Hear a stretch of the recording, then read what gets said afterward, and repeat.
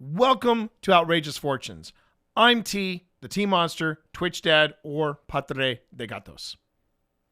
And I'm Spence, or Resonant Moon, or Nyx, or whatever other names that you want to add on there so that I can be equal with T. How are ya? You can use the phrase teacher of the teacher of the great universe. How about that? Teacher of the greater universe. Oh no, that's too heavy. Teacher. I get Mama Moon from my chat, so no. But you're Twitch Dad, and I get to be Mama Moon. So there you go. That'll work. It's fine. So as you probably figured out, this is a show where we record live on Twitch and YouTube. That's where I'm not any of that out. Don't you dare. And I'm learning, T, Padre de Gatos, Twitch Dad.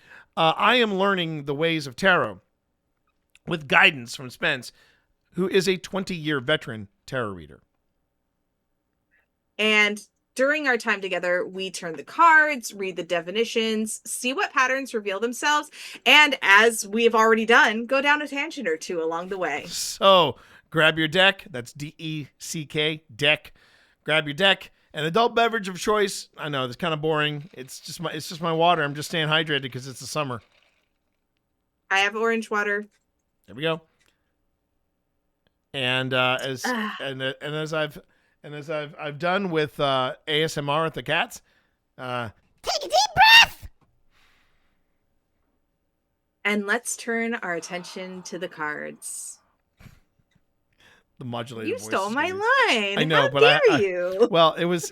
You needed to. I did. I have a reel. It's you can find the reel, but it's me with Dorito, and and I'm doing his voice, and I've got a voice changer here, so you should have it on. You should have it on the clip when you pull it down. But for Dorito, he sounds like this because of his one brain cell, and he wanted to do ASMR, so I said, take a deep breath. And the funny thing is, as I'm holding him up to the microphone, he's doing like, Dad, I hate this. All right. So everybody, I'm about to do my daily read. And this is from the Crooked Moon deck. And if you're not familiar with the Crooked Moon, it is a D&D adventure setting. It's not necessarily a module. It is a full encompassed adventure. And it's basically, instead of it being the typical fantasy swords and sorcery setting that you would have for D&D, this is D&D set in a Southern Gothic lore. You've got scarecrows, you've got gargoyles, these are classes you can play. And you think sinners, think what was the True Blood? No, what is the New Orleans set Disney animated film that I'm totally blanking on? Princess and the Frog. Thank you, Princess and the Frog. Think of that setting, with soothsayers and all these different things. That is what the Crooked Moon is. And they actually designed a tarot deck. It's featured in the adventure, but they went on ahead and they actually, made the tarot deck with the artwork that they had from the game. And that is where my daily read, that's what today's reading is coming from. So my daily card, while you're getting your card ready, is the Queen of Cups. And I get my daily read from the Galaxy Tarot app, which has not steered me wrong since, but it says, today allow yourself to flow gently with your emotions, finding nourishment in simple acts of self-care. Consider spending time in a tranquil bath, a public pool, or by a natural body of water to help soothe and recalibrate your inner self. In nurturing your own spirit, you cultivate the capacity to be a source of support and understanding for others. And honestly, though, I might actually go to the head of the James River, because I can get there in like 10 minutes, and just go sit with my ankles in the water for a little bit. Nice. The James River, man, that's a now you are not a Virginia native as I am. Yeah, the James River is like our version of the Mississippi. It is obviously not as big Yeah. or as grandiose, but it's got a lot of ties to the state. So yeah. All right, I have taken off my my card. I'm about to flip it over. And it is, oh crap. It's the cards probably trying to either I had a bad shuffle or the cards are trying to tell me something. Because I got this very card and I got it reversed if I remember correctly. Yep. I got this You very sure card did. and I got it reversed. I'm trying to remember when I did it. I can look it up right now. It was like 2 or 3 weeks ago. I think it was last week. I want to say it was last week. Give me a second. There's the Hanged Man. And then I've got that card. This is the advantage of sending all of my cards to my teacher after I draw them. Okay. Maybe I didn't send it to you. Hold on. Let me look in my... So what I'm doing, chat, is I am creating a photo. There it is. Oh, interesting. Hold on. So this was my draw last Friday, August 14th. Yeah, 4 days ago. But it was upright. Now I'm getting it reversed. So last Friday, it was upright. Today it is reversed. Okay. That's interesting. The Page of Coins depicts a mysterious figure flipping a coin while studying the room. They are willing to take a gamble, but only after learning all the rules of the game. Upright, which it was 4 days ago. 4 days ago. You have ambition for learning new things and taking on exciting ventures. Curiosity draws you to the mysteries of the physical world, and you aren't afraid to take new chances once you've learned how to beat the odds. Now, on a Monday, it's reversed.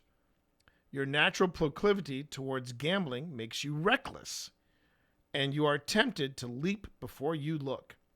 Lack of research ties to a resistance to commitment and study, leading to missed opportunities and financial irresponsibility. And from the Crow Tarot, which is my go-to deck by MJ Cullinane, when reversed, the Page of Pentacles may manifest in the form of a blockage. That take the Page of Pentacles in the reverse position as a warning. It's time to ask yourself if your enthusiasm has waned, or does your desire to require more dedication or does your desire to require more dedication? That does not make sense as a sentence. Basically, are you being asked to give more dedication to a project than you're willing to give? Right. Right. Interesting. Interesting. So Scott Sabers in chat is saying that they recently got a queer tarot deck. Yeah, I saw that. And that's really cool. That's very cool. Okay, but so your daily read is just asking you, it's asking my light what it's doing. It's just asking you to look before you leap, because your instinct might be to just, let's do it. Let's do the thing you sometimes are want to do. That is true. I'm not gonna shy away from that. I sometimes do, the impulse. I do the impulse thing. I admit. And I don't know. The older I've gotten, I think the less impulsive I feel like I have become. I could be wrong. Yeah. I've started ideas on a whim, and so far, I have been lucky. And what I mean by that is a great example is this new thing that I started. It's a tiny little endeavor, but I want to see where I can go with it. but it's called Plains Trekker. And Plains Trekker is my my series where I look at the connection of Star Trek and Magic the Gathering in celebration and in response to the upcoming set that's coming out from Wizards of the Coast. It has been a slightly controversial set already, and it hasn't even been released yet. And so it'll be interesting to see. It'll be interesting to see how it all comes out in the wash. But yeah. I just started the first episode, and now I'm trying to make and brainstorm on other episodes that I can do in this. But as far as bigger endeavors, yeah, I've been branching out and trying to do different things. And I was actually toying around with an idea of doing something like something I guess you could say is slightly edgy. It would be is a reaction video to. I was going to do a reaction video to a group that just visited Linville Manor, and I was leaning towards it. And then I asked Wynn. I said, "How were they?" And I said, "Because I've watched the first 15 minutes, and I have opinions, and I have questions, and I have thoughts." Yeah. Wynn on my phone sent a response that filled the entire screen, and I said, "Okay, I've got to read that when I am not streaming." Yeah. I like this with the Page of Pentacles. It's saying, "Hold on, you don't have all the information yet. Pump the brakes. So Pump the brakes. Just pump the brakes, get all your information, and then make a decision." So, for anybody that's curious, because this is all about educating everyone about what's going on with the cards and all that stuff. One of the differences between my my first tarot deck, like as in like active tarot deck, and my Crooked Moon tarot deck, is that the Wonderland Shadow Tarot that we're going to be talking about a little later in this podcast. Its suits are the cups, the swords, the cups, swords, wands. Thank you, wands, and pentacles. And in the Crooked Moon, it's wands, swords, cups, and coins. You'll find when you go. Go ahead.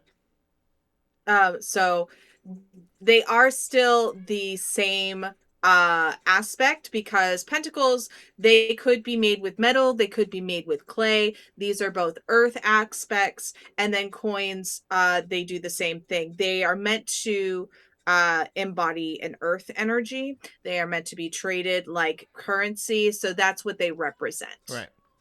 And when people say, "Well, wait a minute, didn't they used to do tarot with regular playing cards?" Yes, they did. If I remember correctly, yes, they did. If I remember correctly, the cups. Let's see. I knew this once upon a time. So in a regular 52 card deck, you would have hearts, diamonds, clubs, and spades. And if I remember, the spade was the pentacles, the diamond was the swords, the heart was the cups, and the clubs were, I think, what am I missing? I have to check my old cartomancy books, because I believe diamonds were the pentacles. I've got this thing in front of me. It's called the internet. And I bet. But the reason being is that, it was very currency. Yes. And I thought spades were swords. And clubs were wands because they represented a tree. And then hearts were cups.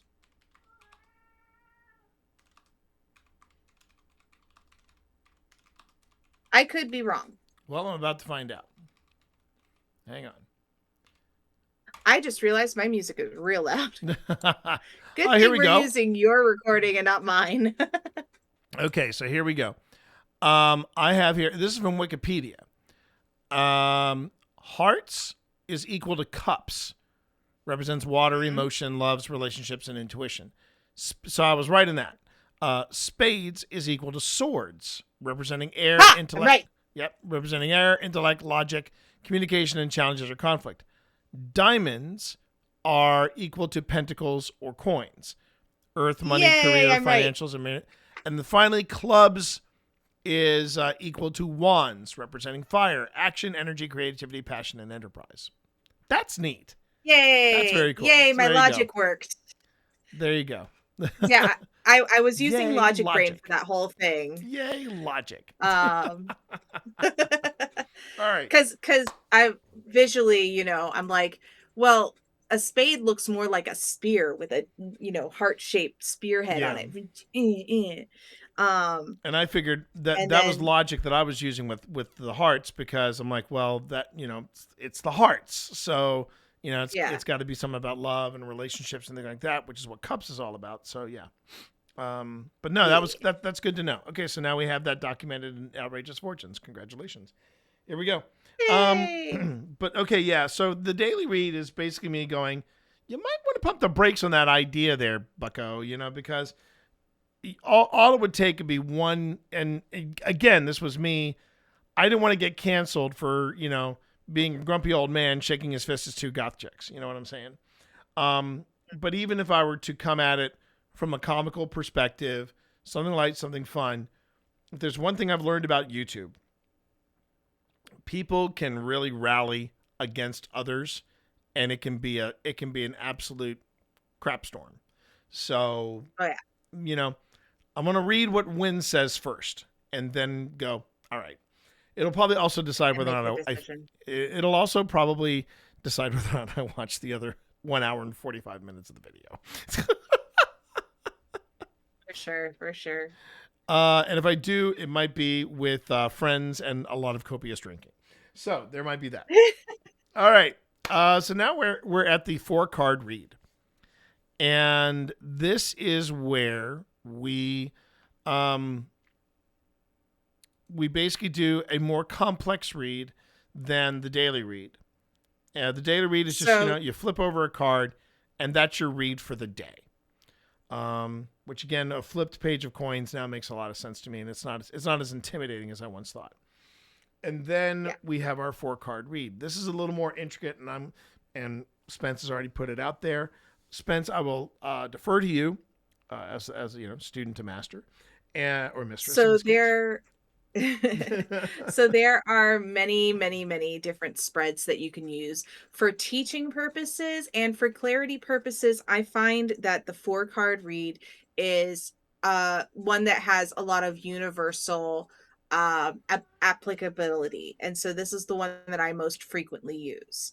And so the first card that you're going to turn over is what the cards want to talk about. Now, my cards are very opinionated.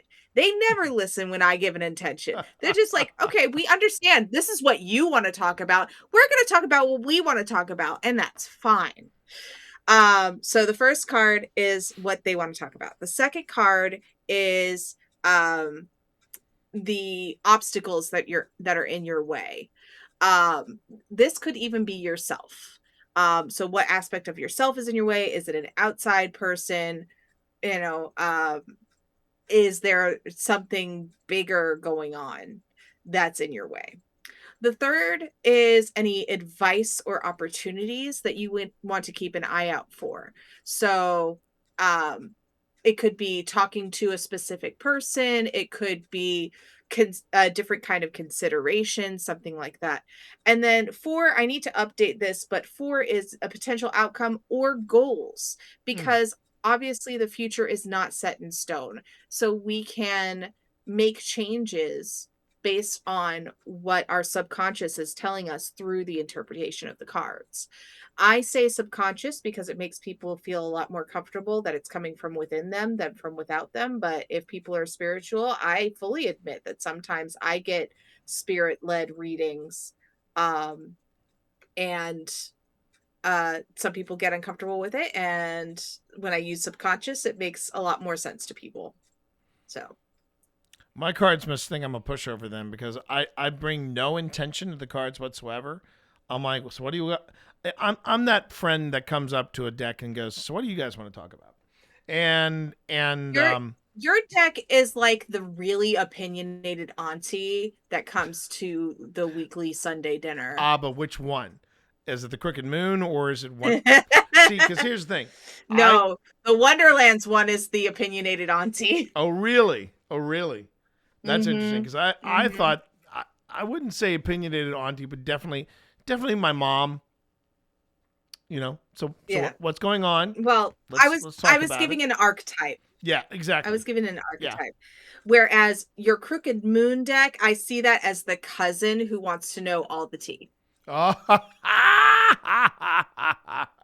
Okay. And they go outside and they smoke a little something. Yeah. And then they make you think deep thoughts. There you go. Okay. Okay, that's fair. That's fair. Okay. So you ready to rock and roll?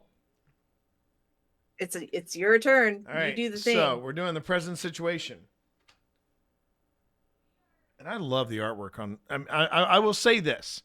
For the two decks that I'm actually actively reading and doing stuff with, I love the artwork on both of these decks. I do. I absolutely love the artwork. This is the Two of Swords. So now, before you read the reading, I want you to take a look at the card and tell me what you see, what you feel from it. Ooh. Oh, man. Well, it's a good thing I looked at it. So what I'm seeing in the Two of Swords is a woman blindfolded, and she is on a mountaintop. She's definitely like on a mountaintop or a valley of some kind. And while she is surrounded by this impressive vista, she is blinded. I'm looking to see. There's a lot of detail in these cards, so I want to make sure I don't miss anything. I thought that was a dead turtle next to her, but I don't think it is. So it's a Two of Swords. So, but like, if this is a scene that's being set, what is she doing? What is the action that she is doing with the two swords? Well, the action looks like she is presenting them. Like since you're former military, you know, when you're presenting arms to, for inspection, that's what it looks like. The only difference is that no one's there. What? No one's there. That's what I'm saying. Presenting them to? I don't know. She's presenting them to the world. She is presenting them to, or she could be holding them. She could just be holding the swords for someone. But the fact that she is blindfolded, the first thing I thought of was Lady Justice. But there is already a Justice card, but that is one of the things I'm thinking of. Okay, so let's go ahead and read what the Two of Swords reversed is in your book. And I will pull it up in my book. Two of Swords. The Two of Swords. I see your sword is as big as mine. Smoking a pancake. What is that from? I'm trying to figure out what Smoking a Pancake Smoking a Pancake? That is from Goldfinger. It's a Austin Powers movie. Oh, Goldmember. Goldmember. That's Goldfinger. Right. That's right. Is the Bond film. Right. I only remember it because it took place in the Netherlands, and I was like, "Yay, the Netherlands!" Smoking a pancake. Okay. All right.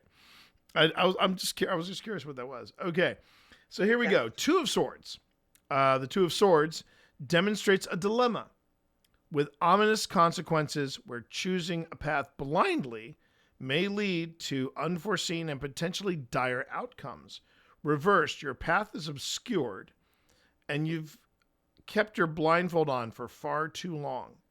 Indecision festers and your avoidance leads to further inner conflict.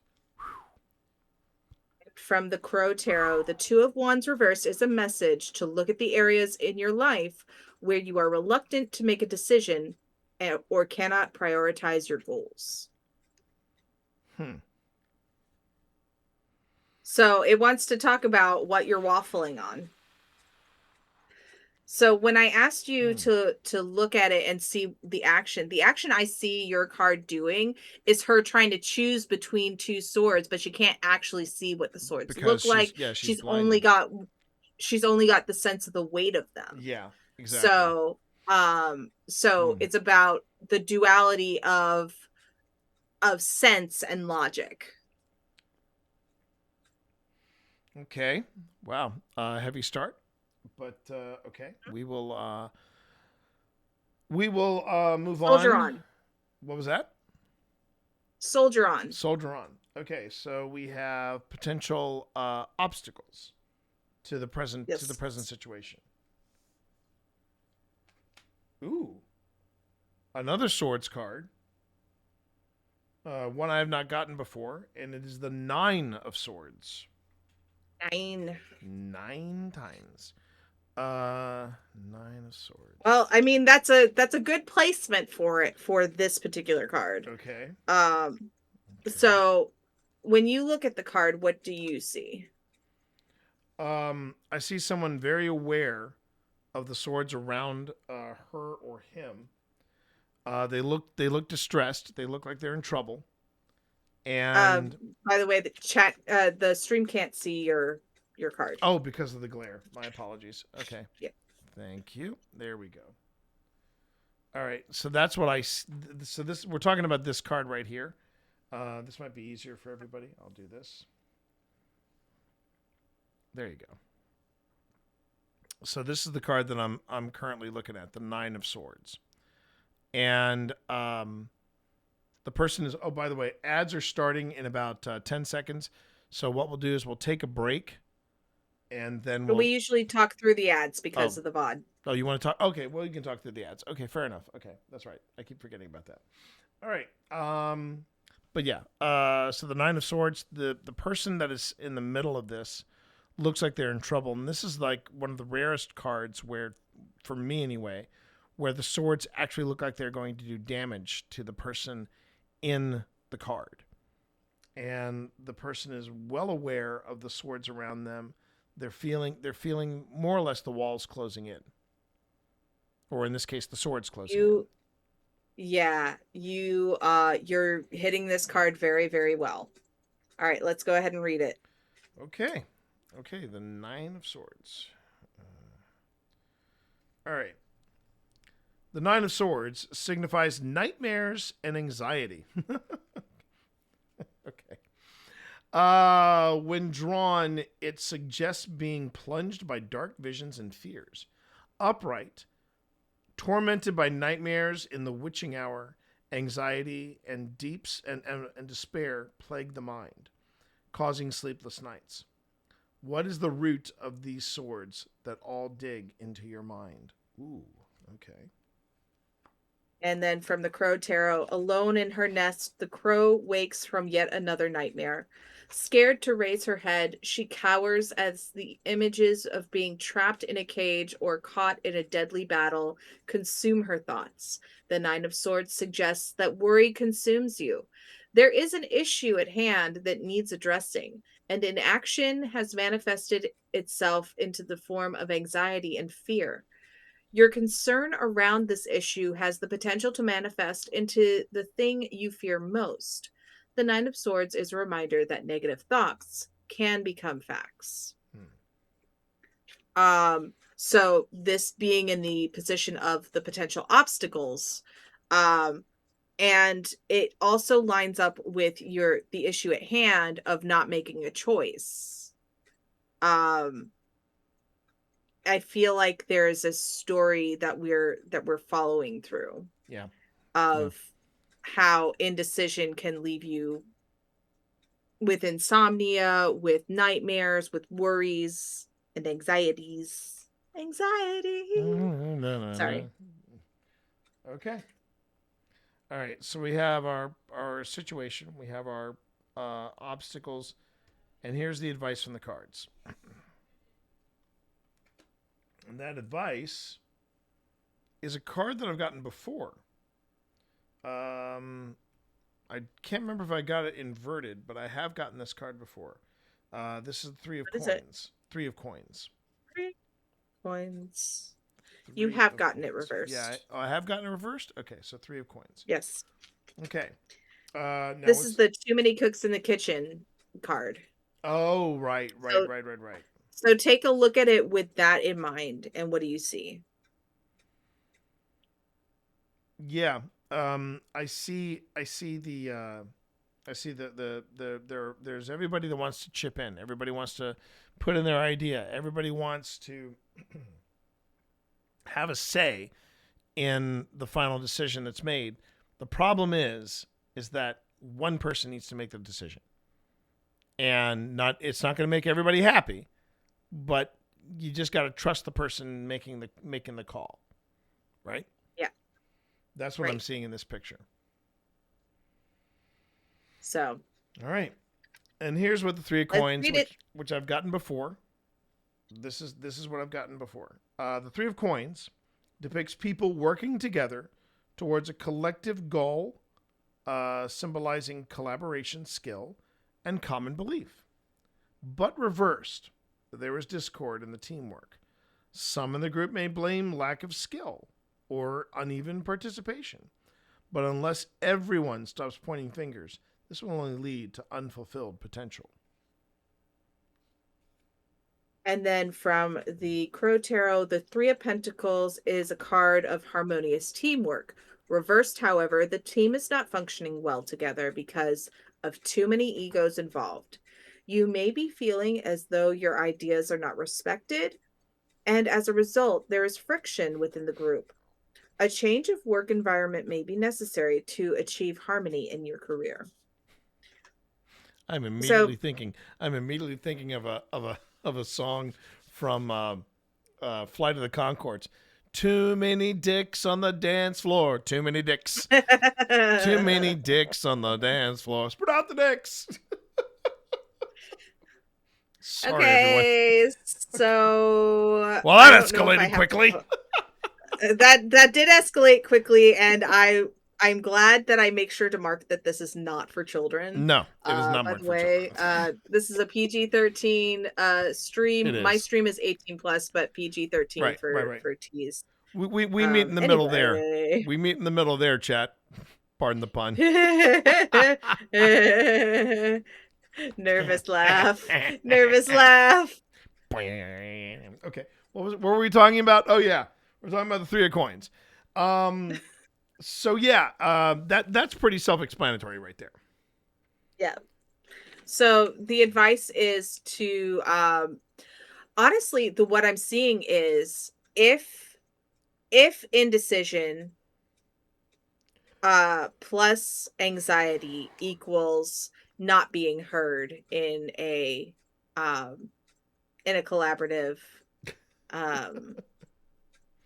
in a collaborative setting. Thank you, Will. Yeah. So let's turn over the last card, which is your potential outcome or goals. Potential outcome or goals. And Will, if you really want to hear the song in its entirety, if you thought that was a string of lyrics, if you want to hear the entire thing, just type out Flight of the Conchords, comma, too many dicks on the dance floor. And and keep an eye out because the construction worker from the Village People came in to shoot the sketch that they did for Flight of the Conchords. It's pretty rad.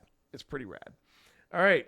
So for potential outcomes and goals, we have, wow, isn't that an interesting ending? Two of Cups, upright. Man and woman in the field with 2 feet, with two cups, and there's an intertwining of whatever the smoke is coming out of the smoke in a pancake. Whatever is coming out of the cups, it's intertwining. So I'm seeing. So basically, there is a slight chaos. There's anxiety.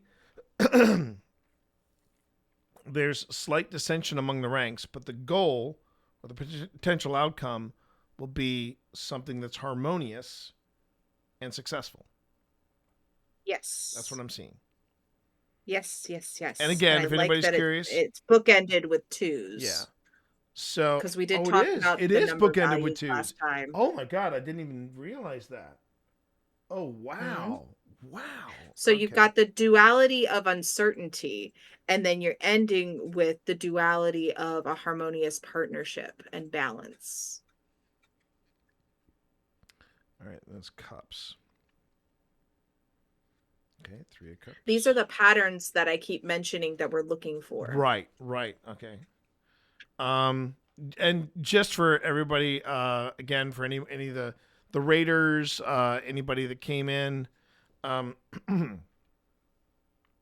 this particular deck that I'm using is from the Crooked Moon, and if you really are digging the artwork and are curious about Crooked Moon and their tarot deck, just go to Legends of Avantris, or just look up Avantris.com, and it's there, and it's just beautiful. We're also selling this deck at Ghost Stop, so you can actually find the deck on Ghost Stop's website as well. All right, here's 2 of Cups. Here we go. The 2 of Cups signifies an unforeseen or unconventional union. This card suggests a partnership or relationship bound by powerful forces. Upright, the symbolism of 2 figures joining hands in a moonlit glade denotes partnership, mutual attraction, and harmony. Whether romantic or otherwise, you have found someone with who you can connect with. Okay.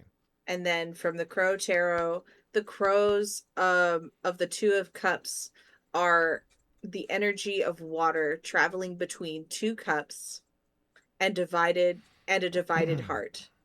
Between them is a caduceus, symbolizing negotiation and partnership. The 2 of Cups may represent a new romantic relationship. It may also foretell of a robust and confident business relationship. Together, the pair is balanced and equal, and equally satisfied, and share a unified vision. Similar to the lovers, the 2 of Cups denotes a karmic connection, although it does not necessarily mean a romantic one. Right.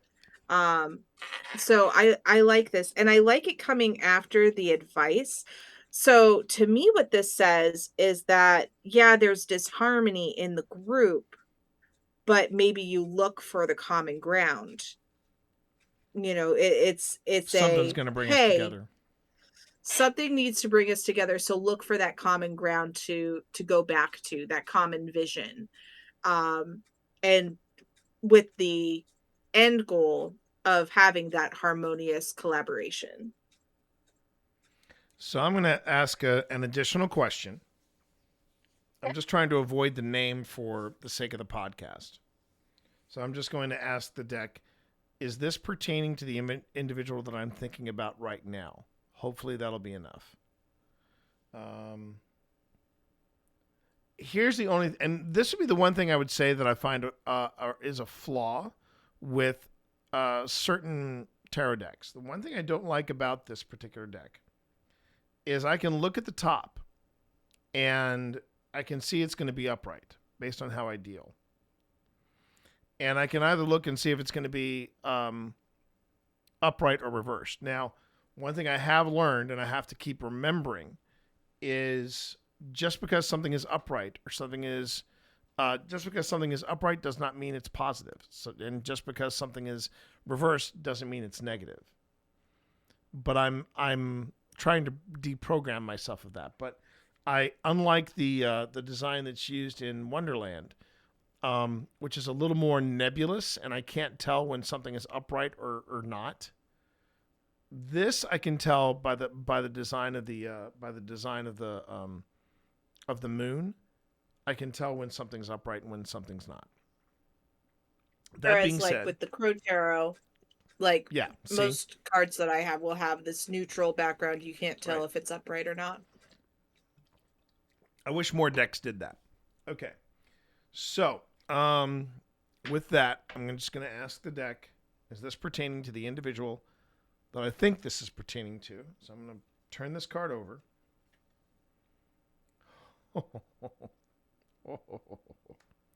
Yeah. It's the Tower. Upright. Okay. And you know how people... So you've got a couple of ways to interpret that? Yeah. But does this ring true for the person you were thinking of? For the individual, yes. As in a firebrand, as in someone that is a force of nature, is someone that kicks up a lot of trouble, sometimes unknowingly, sometimes more than willingly. Someone that I've been finding out more details about certain things that have made this relationship a bit, this relationship between me and them a bit tempestuous. This seems very, very on brand. And Yeah. the Tower, if anybody is curious, it's a major arcana card. And we'll talk a little bit more after I tell you the meaning of the tarot card, but it's a 16. Okay, so XVI. But you know how when people go, "Oh, what if you get the death card?" Oh, the card you really want to avoid, at least from what I have seen, has been the Tower. That's a pretty intense card. That's a pretty intense card. So this is the Tower, according to the Crooked Moon, and the character that they have using to describe what the Tower is the Wicker Man. The Tower signifies sudden and violent upheaval. This card indicates the shattering of reality by extenuating circumstances or the exposure of horrifying truths. Leading to destruction and chaos that cannot be easily repaired. Whew, man. Yes. Now, given that information, now if you were just doing this on a yes or no basis, do you think this card would be a yes or would it be a no? Oh, this would be a scream of yes. It'd be a scream. But it's a no. Yes. What? So if we were just going on a yes or no basis, yeah. If this card were to turn up and someone asked me a yes or no question, this would be a no. Oh, this would be a no? Because it's destruction. It's chaos. Oh, okay. These are all negative things that we do not want them. Right. Right. So now, but you have interpreted this based on the person that you know, and this card shows up as very much the person that you were thinking of. It seems very representative of the person that I was thinking of, yes. Which is why I interpreted it you as can yes. absolutely, yes. So in your question, it would be a yes. If I was talking to somebody and they just asked me a yes or no question and this came up, I would say no. Right. But because you have that relationship, you know this better than I do. Well, the thing is though, so this is a great question from student to teacher. I didn't name the person, but when I drew this card, even though it was a yes/no question, the yes/no question I asked is this pertaining to the person that I'm thinking of? The deck offered up this card. So the question is, do I look at this as the answer to the question, or the deck telling me, if you're talking about the person, this is the person I think you're talking about? So, because you had such a visceral gut reaction. Yeah. Just seeing this card and immediately making that correlation. Yeah. Then I would say that yes, the cards are giving you a hard yes. You were thinking of this person. This card makes you think of that person. So yeah, the correlation is there. Okay. If it was a different card and you were trying to figure out the yes/no correlation and it didn't immediately make you think of them, then that would be different. Right. But ultimately, if you have an immediate gut reaction of you had that knowing chuckle when you first pulled it, that's a hard correlation. And it's not confirmation bias. No. It's your instincts, your intuition really really coming into play. This is what I mean. This is what I mean by my decks. Sometimes my decks just the two decks that I have that I've been using of late, they are they have thoughts, and they don't mind hitting me upside the head with a clue by four. You know what I mean? So yeah. Wow. So we've got about 10 minutes. So do you want to go over our actual planned tangent today? Yeah. We have a planned tangent. We have a planned everybody. tangent, everybody. Not a planned tangent, but a planned tangent. Oh, did you take your picture of I your did. reading? I did. I took Okay, I took the picture of the reading. I also took a picture of the extra question that I asked. So yeah. Excellent. All right. Okay. So T came to me was it last week, the week before? It was the week before, because I haven't used my cards, these cards, in about 2 weeks. And so yeah, he told me that he is getting coins and coins and coins and coins, or pentacles in the case of that. Well, it wasn't just that. It wasn't just the fact that I was getting the same suit over and over and over again. I was also getting everything reversed.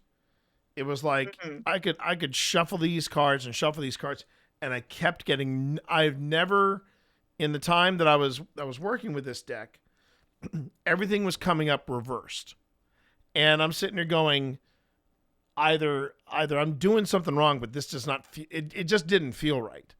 The fact that nothing was coming up upright. Yeah. Yeah. So what I said was, you need to reset your deck. Right. I've given you other tools that I use. Like if I get a reading and it's mostly reversed, I will flip the cards, because that tells me that I'm just holding the cards in backwards. But what it sounds like you need to do is to reset your deck. Moon, how do you do that? I will tell you.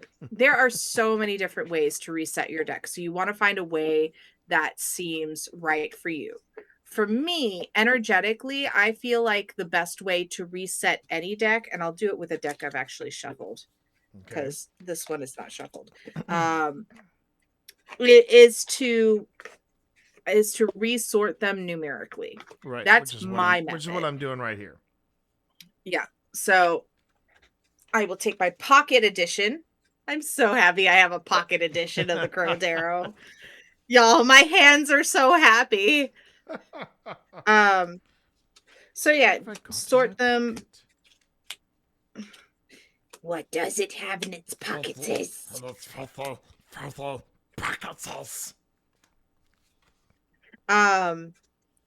So sorting them is one way to kind of just get the energy off.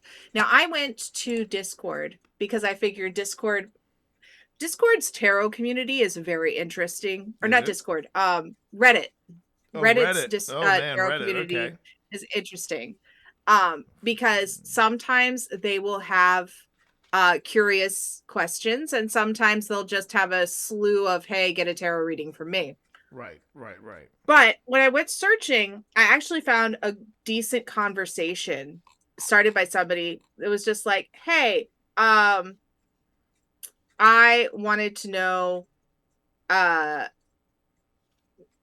noticed a personality with my deck and I don't really like it. How do you all reset or cleanse your decks?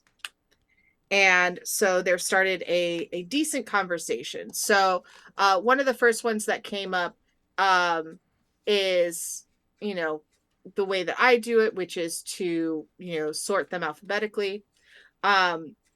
Some people will use a smoke cleanse. So they'll take smoke from either an incense bowl or a stick of incense, and they'll waft it over the deck. You can ring a bell on it and have it be like a sonic bath, which I love the visual of. Yeah. I mean, what I would probably do just to stay on brand. One of the things that I think I would do is I would put the dead bell on there and just wait until the dead bell went off. Just leave the deck there for maybe, I don't know, 24 hours. Just let the dead bell do its thing, and then if there was something in the air, that would definitely be the best way to cleanse it, I would assume. That if that resonates with you, it's going to be however it works for each person.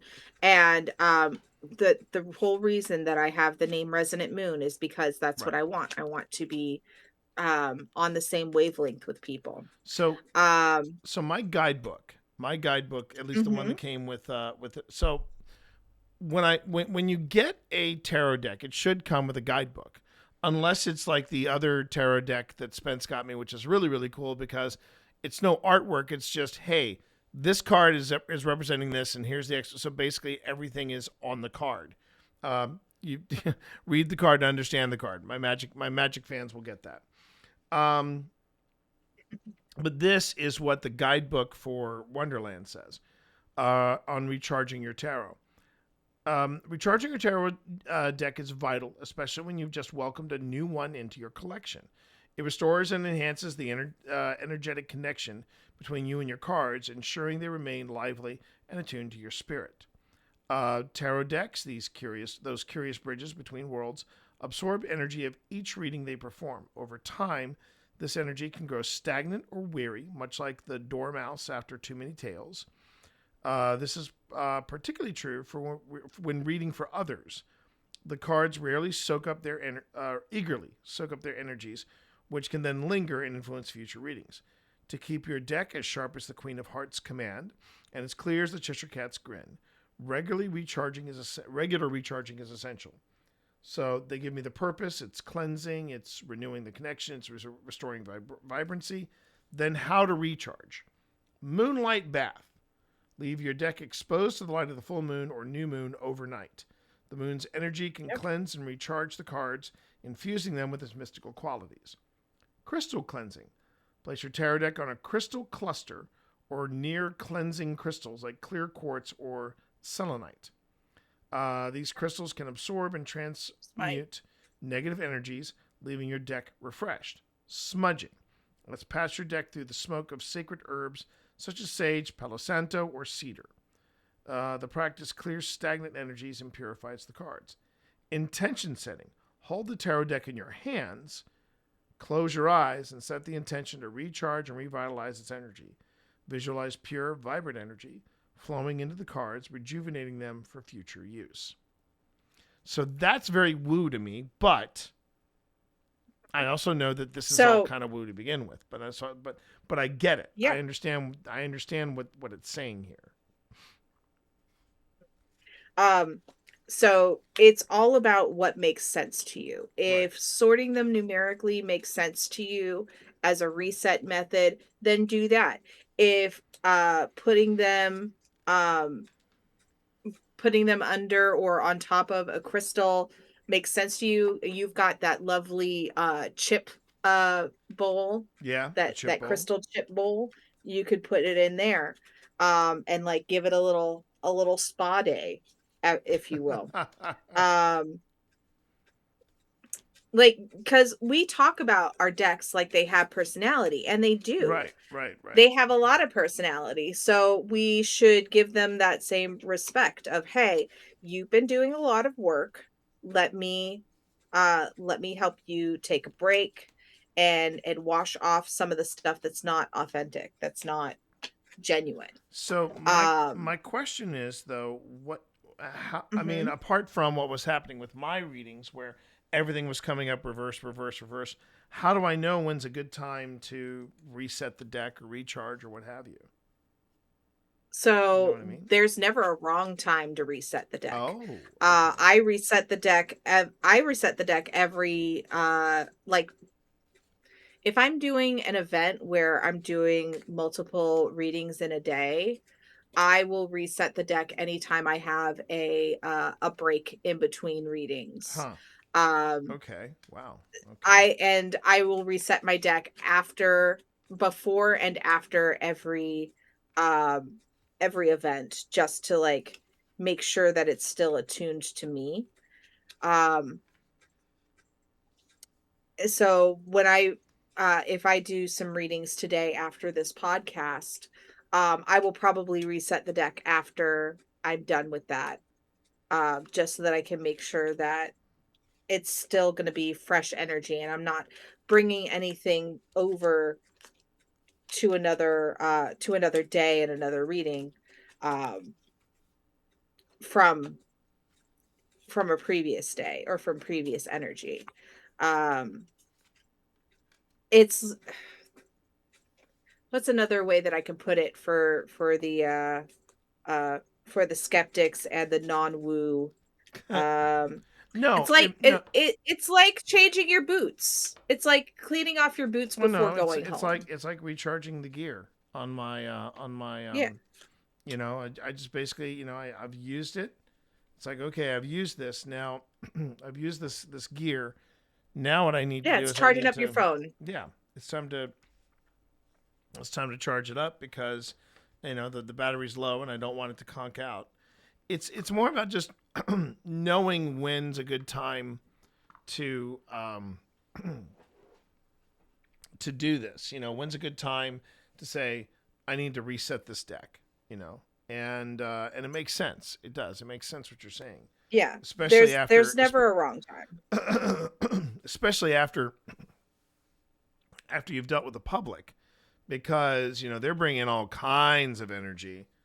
You know, good, Yeah. bad, and ugly. So I totally get that.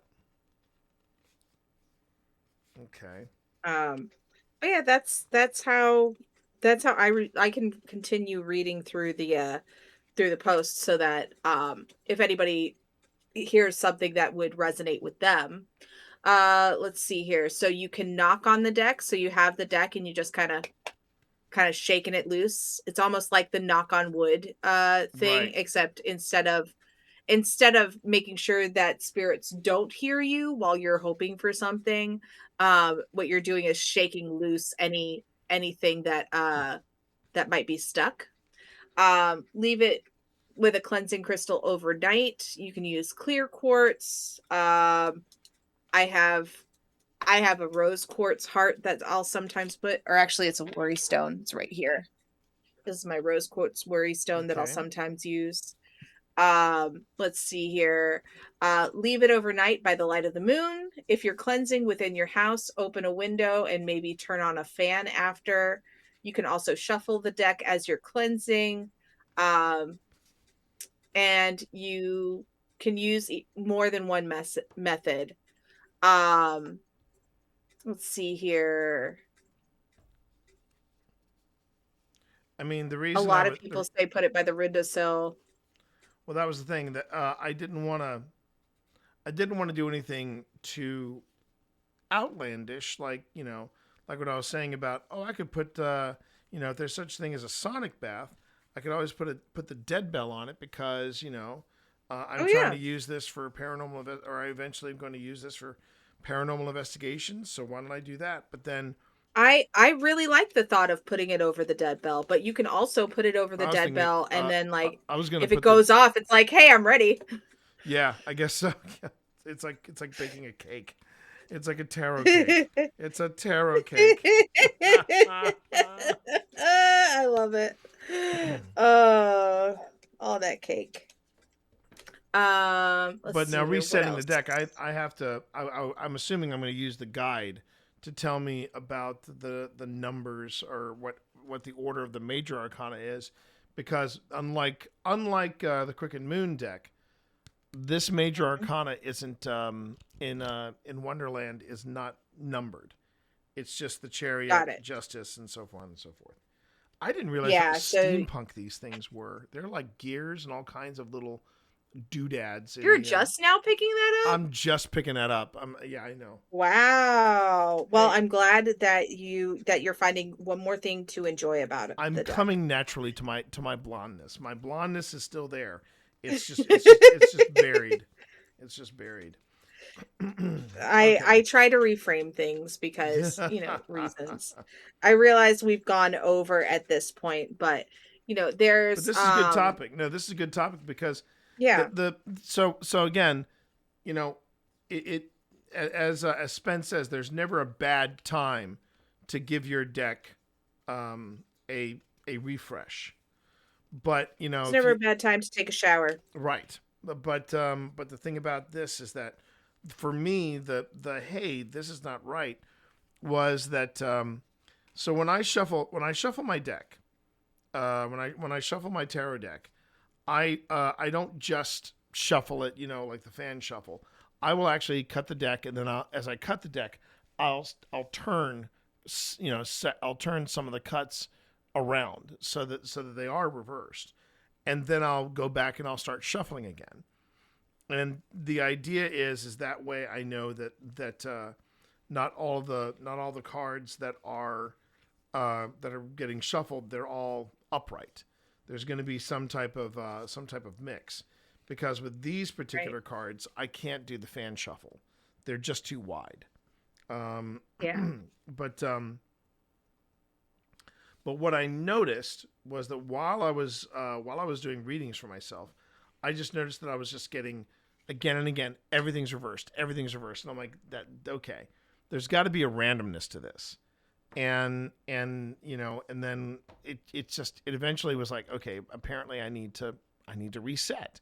So I kind of like what Spence is saying here, whereas to manually reset the cards and then go back and then do one of these suggested things. I'm not sure if the Crooked Moon, let me just double check.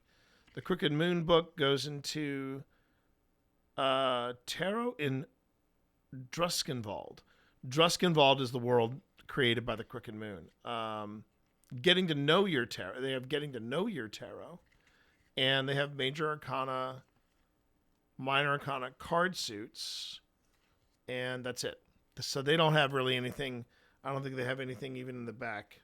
Suggestions for, hey, if your tarot deck is acting weird, here's what you do. So maybe not all decks have that.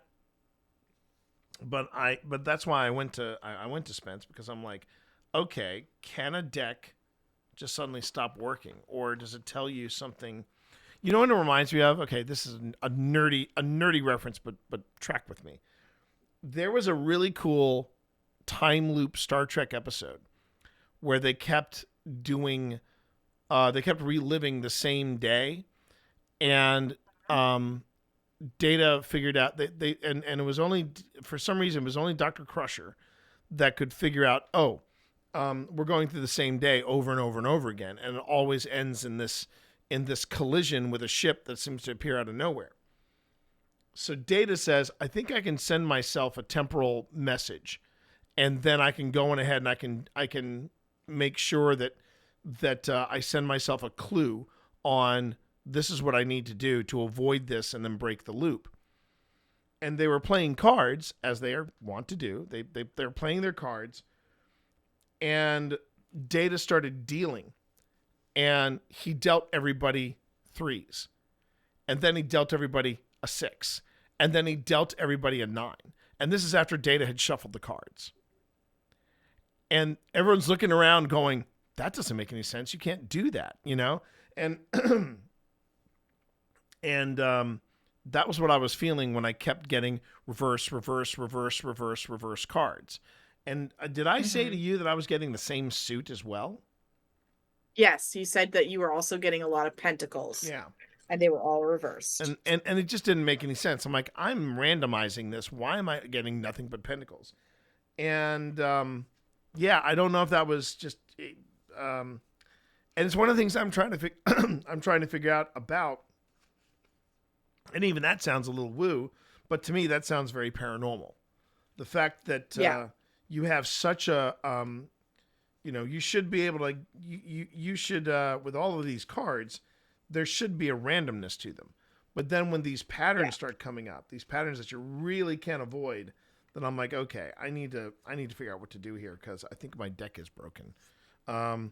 As humans, we are always looking for patterns, as well. So the pattern recognition is good for you in the long run, because you're going to need it in going forward for your for as you start looking at your readings more in depth. Okay. Does that make sense? It does. So, the reason why the moon bath makes me nervous is it reminds me. Okay, core memory unlocked. Oh, you don't have to do it. You don't have to do it. I don't. I guess My guy, if it makes you nervous, then don't do it. My guy, come on. My guy, do not pay attention to your first card. Okay. The page of coins reversed. Yeah. If it makes you nervous, get more information and don't do it. This guy, Chad. This guy. Okay. Seriously. Okay. I won't do that then. I won't do that. No, do what makes sense. I like the dead bell. I like the dead bell thought. I also think this manual thing probably makes a lot more sense to you. So yeah, do what makes sense. Don't push yourself into something that you're uncomfortable with. like ghost hunting, you mean?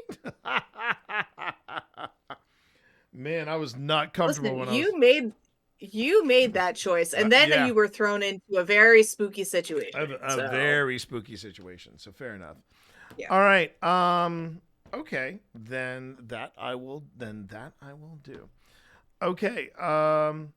This was a good episode, I think. This was a very in-depth, very wowzers kind of read. So yeah, I'm good. I'm good, everybody. This is and I'm digging the tangent as well. I think this was a good tangent. Very good tangent. Yeah. I'll bring it right now, Ashley. If you want to bring in a question, right now. So long as sure. Yeah, bring it in. Is it for a reading or is it for the podcast? There we go. I wanted to know how to phrase that. Is your question, Eshi, for the reading, for a reading for you or for the podcast?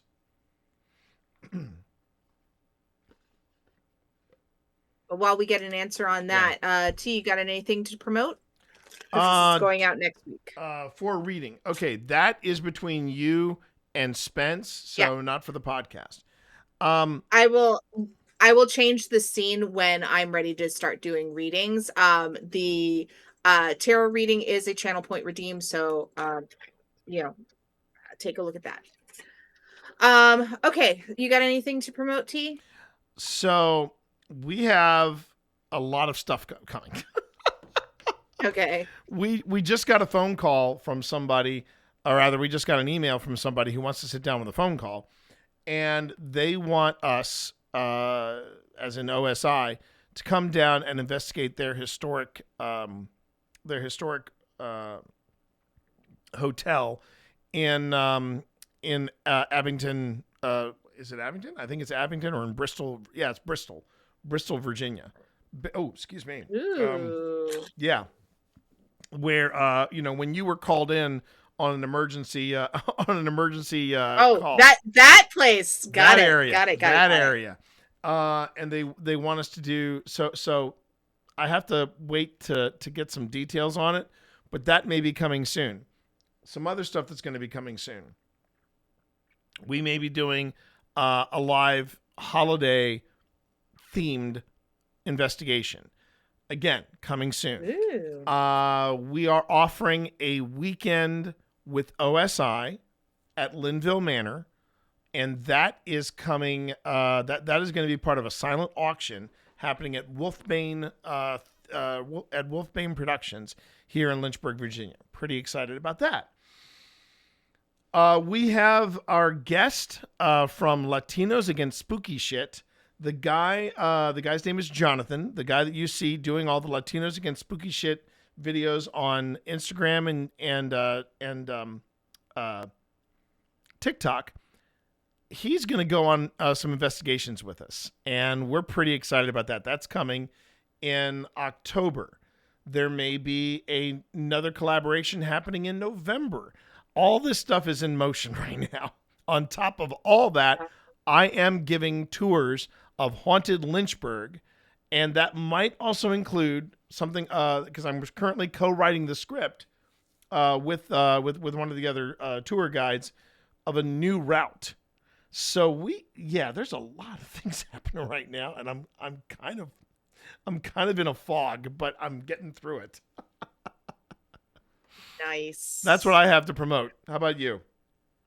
Right now, please request readings from me. You can request them either through my site or on Ko-fi. I do have the Tarot Tuesday special, but your moon is hurting for work this month. So hit me up if you got something. I will be doing 2 shows at the end of the month of August. I have the Friday in the Forge event, and then I have an event in Lexington, Virginia, which is I think it's the Rockbridge Festival. So there's that. All right. So that's all for us today, but you can catch us online. You can catch us over on Twitch. You can under Resonant Moon, or you can catch us on the Tea Monster, both on Twitch, for more fun, whimsy, and of course, friendship. Until next time, may the cards ever be in your favor. Yeah, do the like and subscribe thing too. Oh, like and subscribe like your mama taught you. Yeah. All right.